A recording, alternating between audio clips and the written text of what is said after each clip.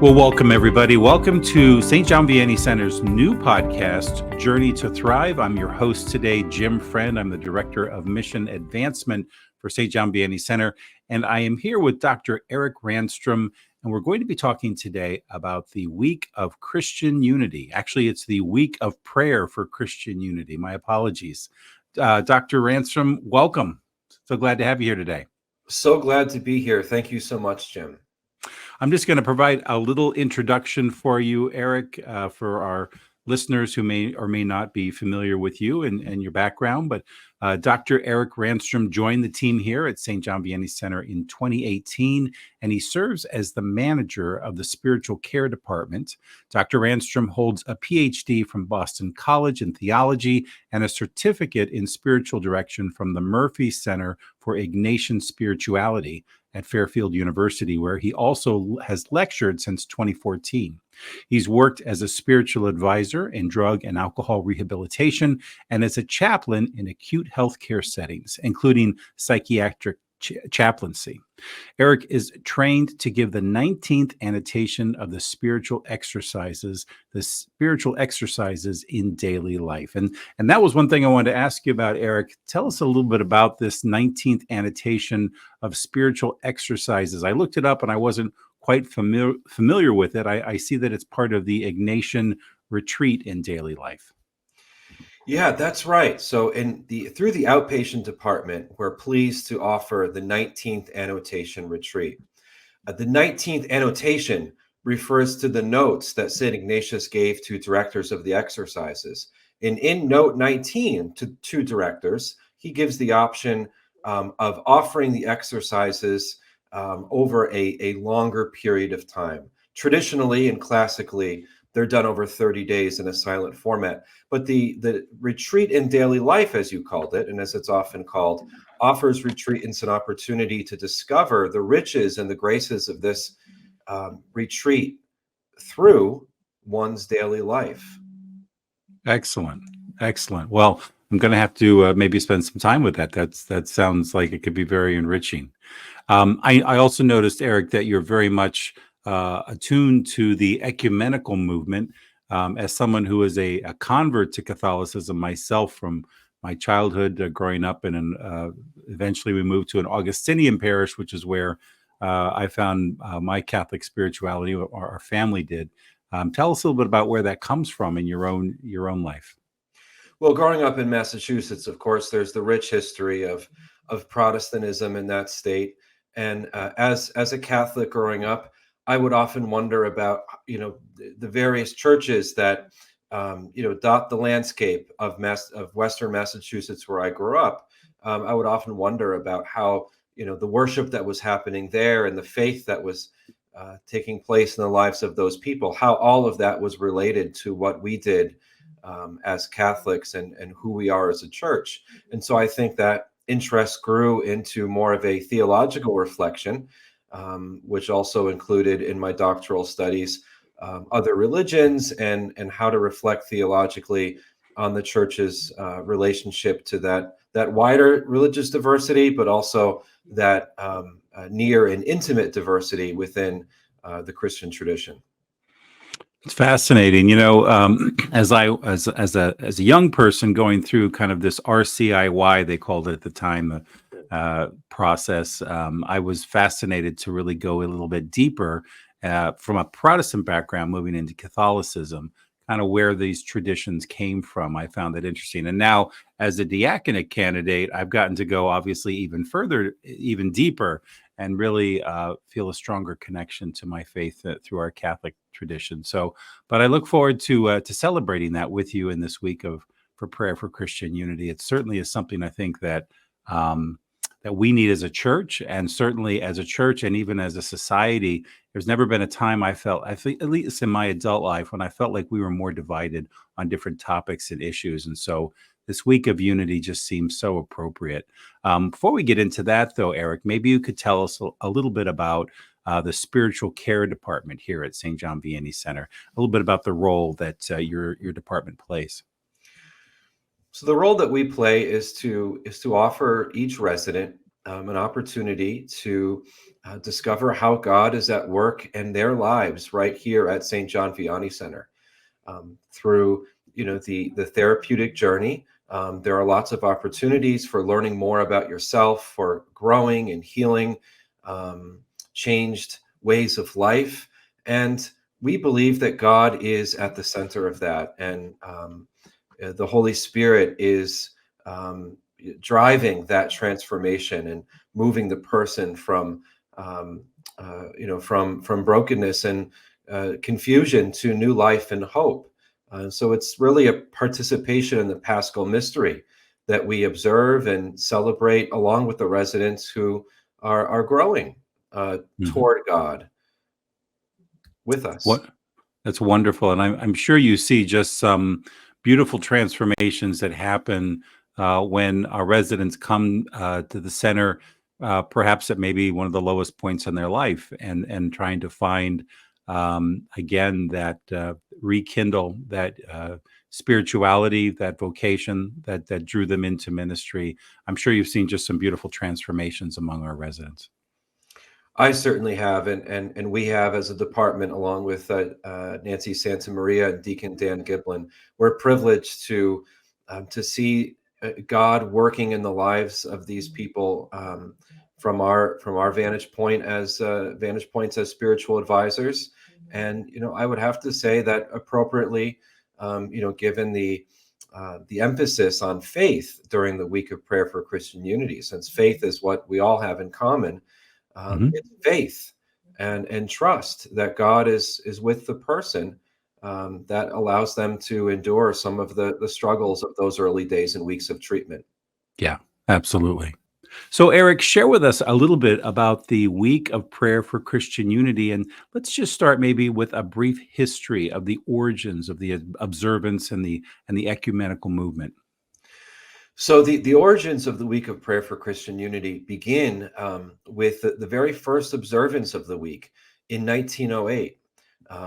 Father Paul Watson, co-founder of the Graymore Friars of the Atonement, converted to Catholicism from Anglicanism and wanted to bring the Catholic Church into this week of prayer to pray for the full restoration and unity of all Christians around the world. Since that, early observance, which at that time, with the old Roman missal calendar, began with the feast of the Chair of Peter, and then concluded with the feast of the conversion of St. Paul. Of course, symbols of unity and universality of our church. Many other figures have contributed to this week of Christian prayer. Many other churches, World Council of Churches most notably, participates and organizes the theme along with the Roman Catholic Church. So it has grown marvelously in those 116 years since that first observance.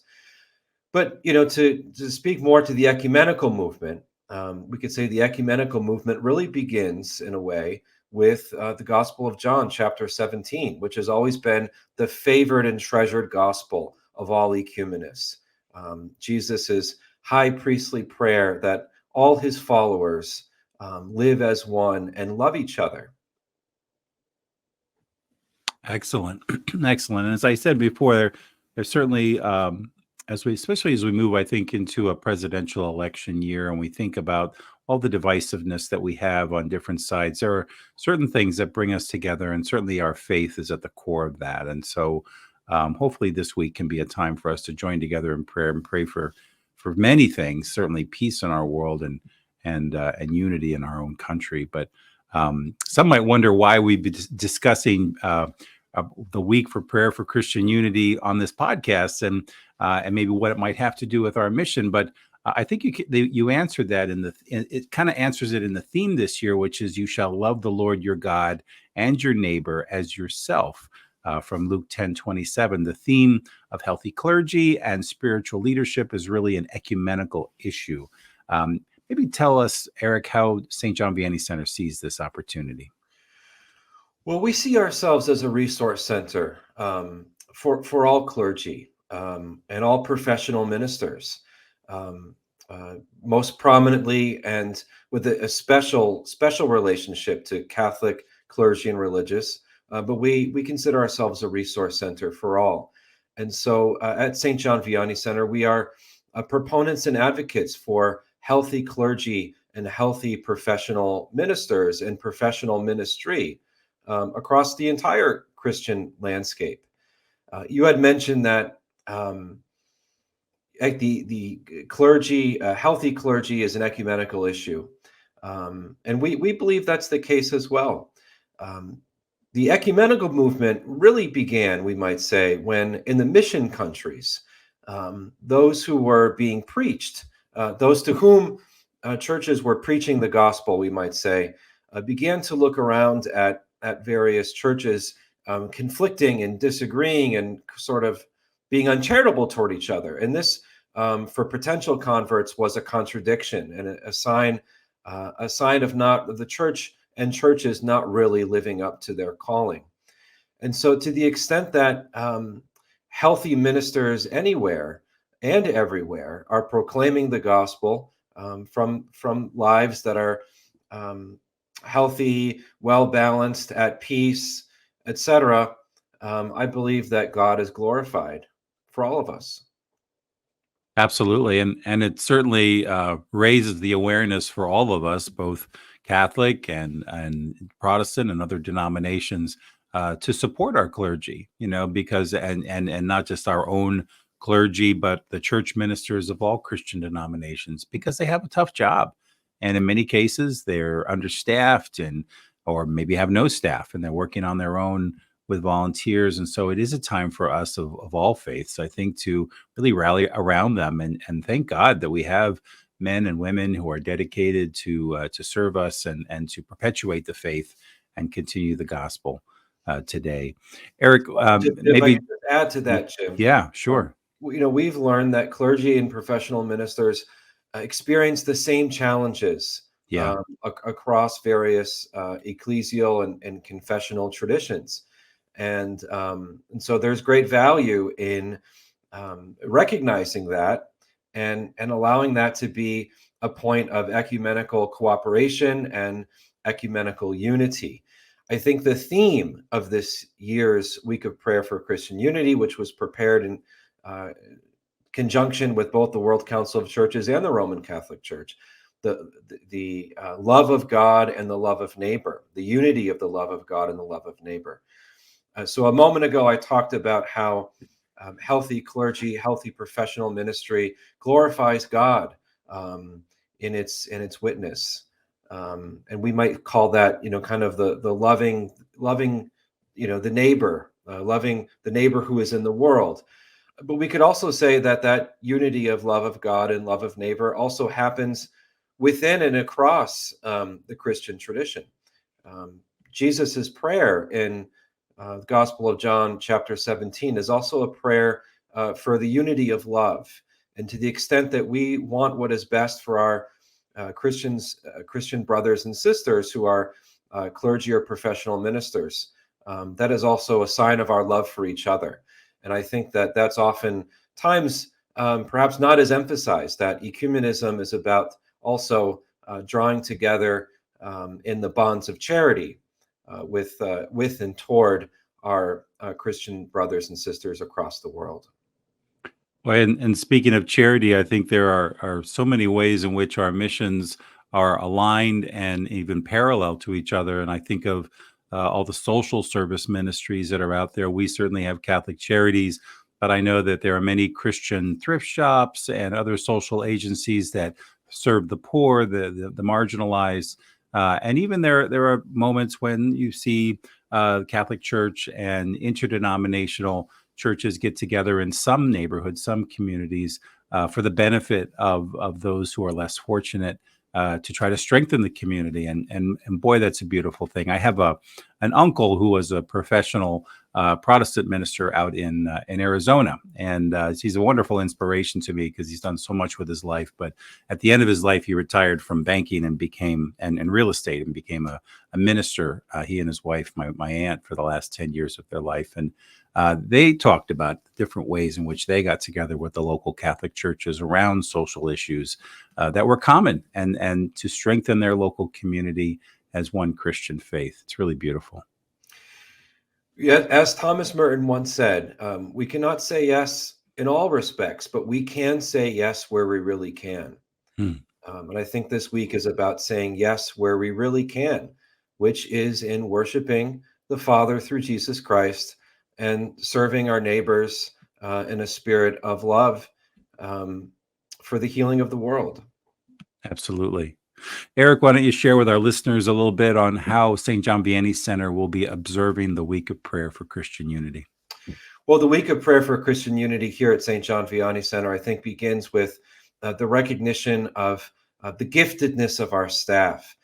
Some of our staff, are not Catholic, but they bring immeasurable riches to our mission in cooperating and in serving the mission.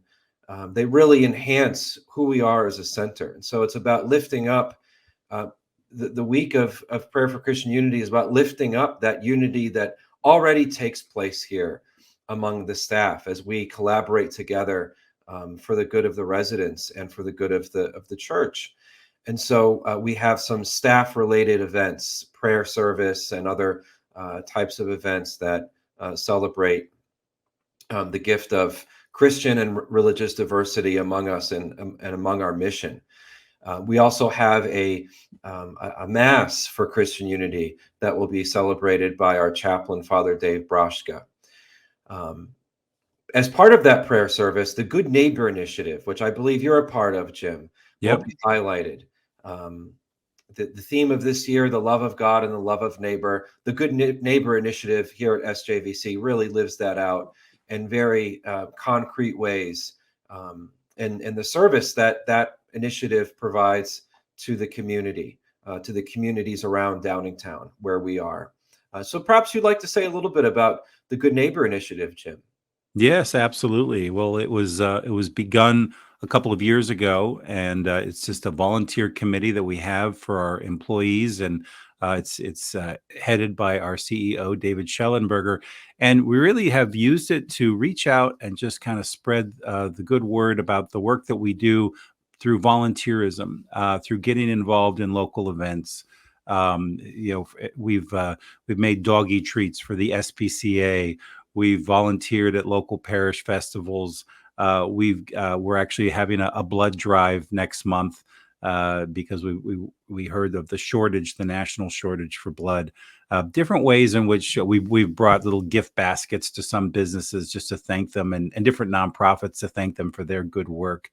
Just different ways that we, as a community of faith, can connect with the different communities in our area, not just Catholic, but also the community service organizations and the businesses, and really sharing, witnessing, and by doing so, doing these volunteer acts, we're spreading the mission of Christ, and living out our own faith, and letting people know we're here. We want to partner with them. We want to share the message of Christ. So it's been a great joy for me, and I know it's a great group, a great committee of dedicated volunteers. Eric, maybe any closing thoughts as we wrap up our conversation here? Well, just to thank you, Jim, for having me on Journey to Thrive.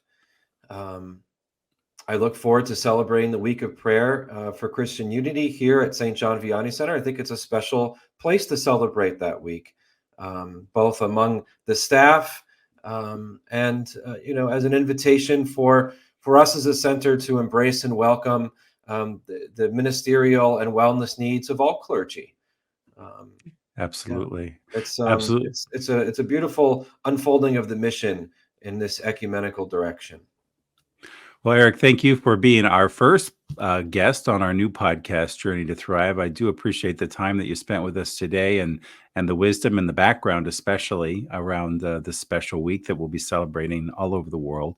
And I look forward to those celebrations with you. And want to thank our listeners for joining us today. And you can watch for new episodes of Journey to Thrive if you subscribe to us on our new YouTube channel. Or if you just subscribe on wherever you download your favorite podcast, you'll be able to find us. Erik, thanks again for joining us today. Thank you so much. God bless.